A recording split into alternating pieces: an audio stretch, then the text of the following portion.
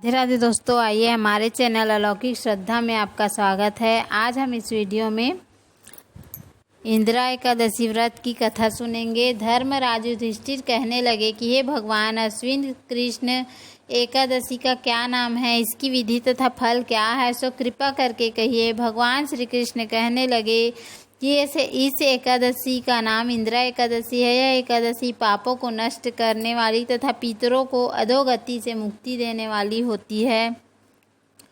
हे राजन, ध्यान पूर्वक इसकी कथा सुनो। इसके सुनने मात्र से ही वाजपेयी यज्ञ का फल मिलता है।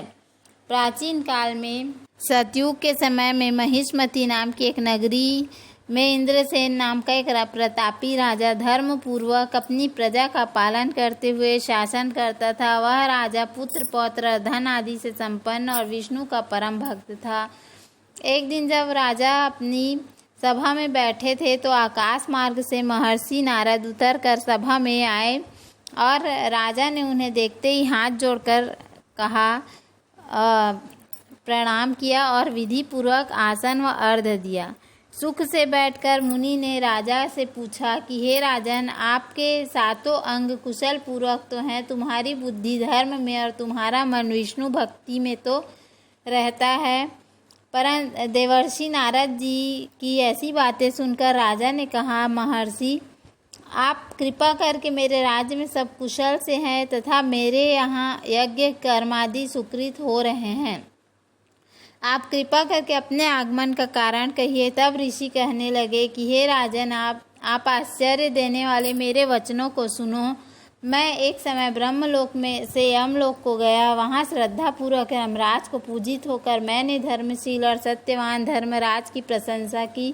उसी यमराज की सभा में महान ज्ञानी और धर्मात्मा तुम्हारे पिता को एकादशी का व्रत भंग होने के कारण देखा। उन्होंने संदेशा दिया, सो मैं तुम्हें कहता हूँ। उन्होंने कहा कि पूर्व जन्म में कोई विघ्न हो जाने के कारण मैं यमराज के निकट रह रहा हूँ। सो हे पुत्र, यदि तुम अश्विन कृष्ण इंदिरा एकादशी का व्रत मेरे निमित्त करो तो मुझे स्वर्ग की प्राप्ति हो सकती है। इतना सुनकर राजा कहने लगे, हे महर्षि, आप इस व्रत की विधि मुझसे कहिए। नारद जी कहने लगे, अश्विन कृष्ण की दशमी के दिन प्रातः काल श्रद्धापूर्वक स्नान आदि होकर निवृत्त होकर पुनः दोपहर को नदी आदि में जाकर स्नान करो। फिर श्रद्धापूर्वक पितरों को श्राद्ध करो और एक बार भोजन करो। प्रातः काल होने पर एकादशी के दिन दातून आदि करके स्नान करें। फिर व्रत के नियमों को भक्तिपूर्वक ग्रहण करता हुआ प्रतिज्ञा करें कि आज मैं संपूर्ण भोगों को त्याग कर निराहार एकादशी का व्रत करूँगा।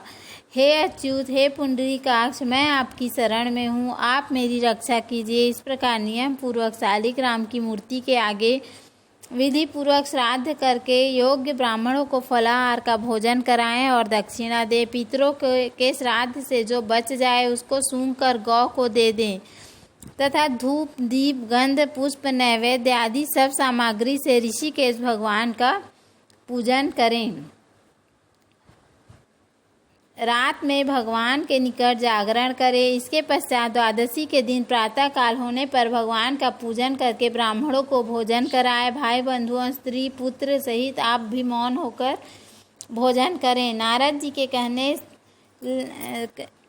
जी कहने लगे कि हे राजन, इस विधि से यदि तुम आलस से रहित होकर इस एकादशी का व्रत करोगे तो तुम्हारे पिता अवश्य ही स्वर्ग प्राप्त करेंगे। नारद जी के कथनानुसार राजा द्वारा अपने बांधवों तथा दासों सहित व्रत करने से आकाश से पुष्प वर्षा हुई और उस राजा का पिता गरुड़ पर चढ़कर विष्णु लोक को गया।